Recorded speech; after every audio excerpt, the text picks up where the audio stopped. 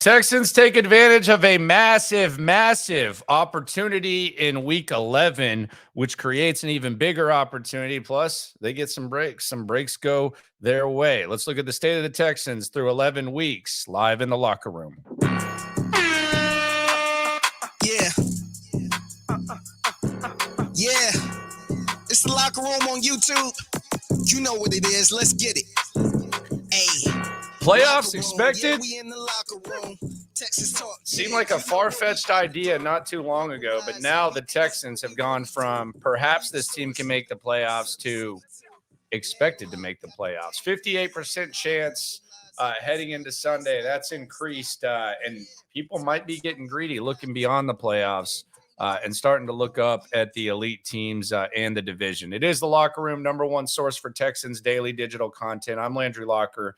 You can hear me Monday through Friday, 10 to 2 Central on Sports Radio 610 and the Odyssey app. Week 11 just wrapped up. Eagles versus Chiefs. We're going to ignore the Chiefs for now. We're also going to somewhat ignore the Ravens, and we're going to look at the rest of the AFC in the locker room. Subscribe, like, ride along for the best coverage in the country with the Houston Texans, the pulse of what's going on.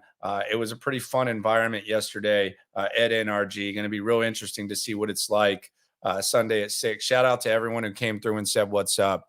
Much appreciated.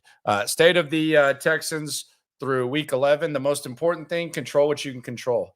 That's what they did. They took advantage of their opportunity. They were riding shotgun when it came to playoff hopes, and now they're in the driver's seat. They are more than in the driver's seat with the playoff picture, and they got even more of an opportunity with Jacksonville coming to town, which we'll get to at the end of this video. But the Texans, they beat Arizona. Not only do they beat Arizona in a game in which CJ Stroud throws 3 interceptions inside the red zone, and the defense picks him up. All season long, CJ has been picking up the entire squad, and it was encouraging to see this team be able to win ugly and be able to win when CJ Stroud wasn't completely elite. He was good, wasn't awful, but he wasn't elite, and he had costly mistakes that more times than not, you're not going to win unless you have a good football team. And I'm not going to say the Texans have a great football team, but this is a good football team. This is a fun football team to watch. As far as the league,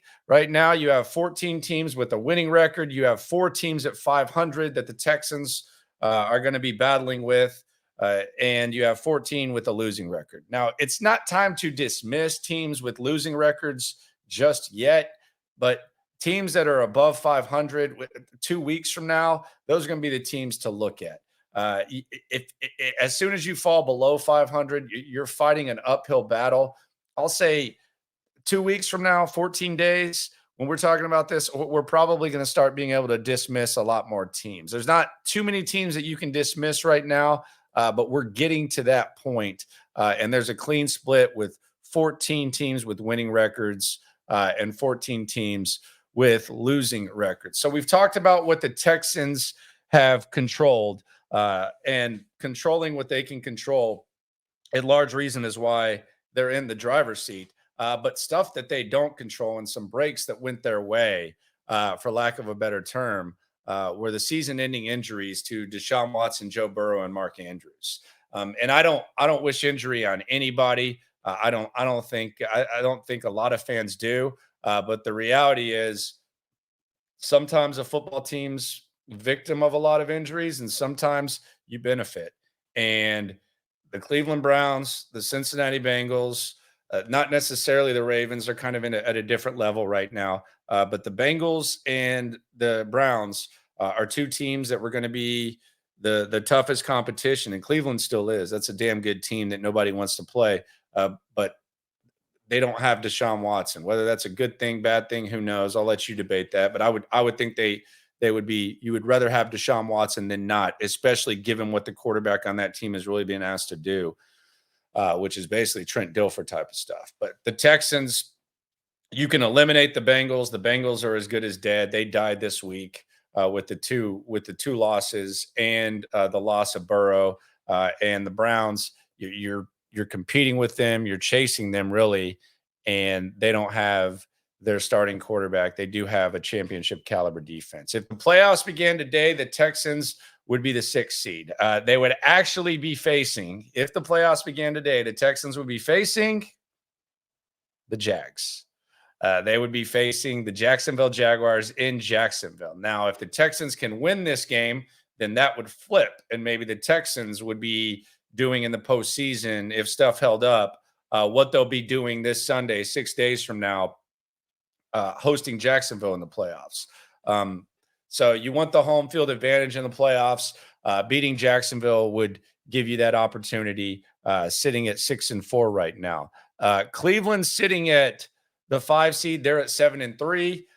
You face them on Christmas Eve, so you're going to have the opportunity to go head-to-head with them like you have a couple of teams that you're competing with, including Pittsburgh, who right now sits at the 7 seed.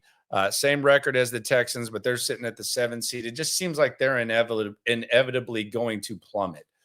Pittsburgh, you had Najee Harris calling teammates out today. Pickett stinks. I don't know how long that's going to last. But Pittsburgh, they're scrappy because they got Mike Tomlin as a head coach. They're never going to be down. But Pittsburgh's sitting at 6-4, and you have the tiebreaker over them based on head-to-head win percentage. And, oh, by the way, they're going to have to face that AFC North that we've spoken of for now. Teams that are chasing the Texans. So we've talked about the team that they're chasing. They're chasing Cleveland, and they're chasing Jacksonville. Cleveland by a game. You got them on Christmas Eve. Jacksonville, you got them this week. Teams that are chasing the Texans, Buffalo. Buffalo's gone from, contender, biggest threat to the Chiefs to, are they going to get in the playoffs? Are they going to be able to get hot and get in? That the Texans will not see Buffalo. Texans are just going to have to keep ground on Buffalo. Other teams chasing the Texans, and these are interesting because you actually face this is 3 of the 4 teams that are 500 ball clubs in the NFL. Indy, Denver, and Cincy. They're all sitting at 5-5. And you play Indy one more time. You've already faced Cincinnati, and you got Denver next week. So you can separate yourself from these squads, and you can kind of control that. So you've already lost to Indy. If you hand Indy an L at the end of the season, assuming that they're still in this spot, they're kind of in a weird place where you kind of feel like they're fortunate to be 5-5 at this point. But you face them. You got Denver, who's getting a little bit hotter. They're closer to what they should have been last year. Still should expect to beat Denver, but they're chasing you at 5-5, so they're right there. And then teams kind of on the cusp of falling off. Las Vegas at 5-6. You fire your coach. You got an interim guy, and your quarterback situation sucks. Don't know how much of a threat you are. Maybe they can scrap their way into playoff contention, but they've got some tough games remaining, specifically in the division. Chargers and Jets sitting at 4-6. You got the Jets. Spoiler alert, I think that's going to be Monday night. I think that's going to be a Monday night game. Week 14. I expect that to be flexed. I think the deadline is 8 days now to announce that. It's one of the worst kept secrets that there is. I think I'm going to put out a video on that tomorrow to explain it more in depth, why I think that's going to be flexed. But logistically and everything, that makes sense. And you could have a chance to bury the Jets if they're not buried before that. Chargers, I know that Staley is a dead coach walking. They probably should have moved on from him last year. They brought it back. Kind of feels like it's a wasted season, but part of me still has a lot of respect for Justin Herbert and what he has the ability to do. I do know that Staley is kind of the equalizer, but the Chargers are sitting at 4-6. It would be nice to see them kind of just fall off a cliff, although the Texans can't do their part in that. That's going to be someone else having to do that, but they can kind of push the Jets over that cliff most likely on Monday Night Football once that game gets flexed. Remaining schedule for the Texans, you got the Jags this week. Then you got Denver, back-to-back home games. They've had a lot of home games now, the Texans. Then you got you're going to have 3 in a row. Then you're going to have back-to-back road games for the first time this season. You're going to the Jets, most likely on Monday night, going to the Titans. I thought that they would scrap a little bit more than they did yesterday for Vrabel. They did not. Maybe that's a dead team walking. Don't know. But you got the Titans twice. In between that, you got Cleveland on Christmas Eve. That's going to be a big game. Probably some playoff implications there. Very physical squad too. And then you'll end the season against the Colts with that shot. So big opportunity for the Texans. There's a big cluster, and they actually face a lot of the teams that are a threat to their playoff hopes. But now, like in the media, in the short term, going back to what you can control, the Texans have a big opportunity against Jacksonville. Now, I started off this video saying that the Texans went from riding shotgun to driving the car. They now have the opportunity, now that they're driving the car, Jacksonville's right there with them, and Jacksonville wants to take that wheel. You have the opportunity to send Jacksonville to the back seat and make them ride bitch.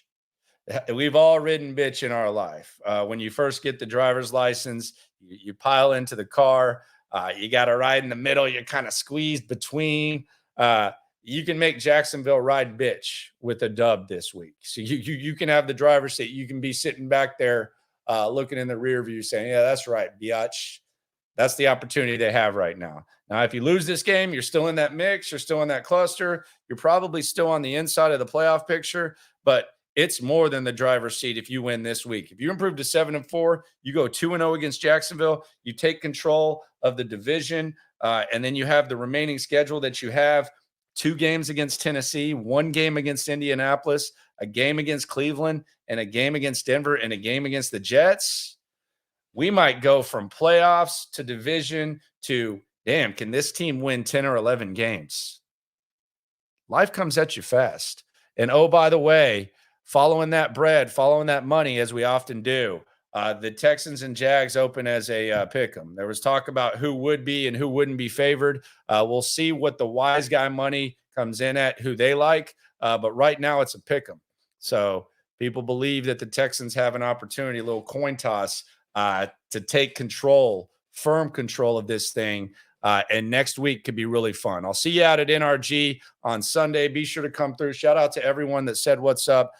In the Loop, Sports Radio 610, 10 to 2 Central on the Odyssey app, Twitch, YouTube. Always remember, when it comes to this Texan stuff, we're all in it together. Thanks for coming through. We got taste for days, opinions to give, we got takeaways. If it's up, then it's up, we number one. You don't need to try your luck. Locker room, yeah, we in the locker room. Texas talk.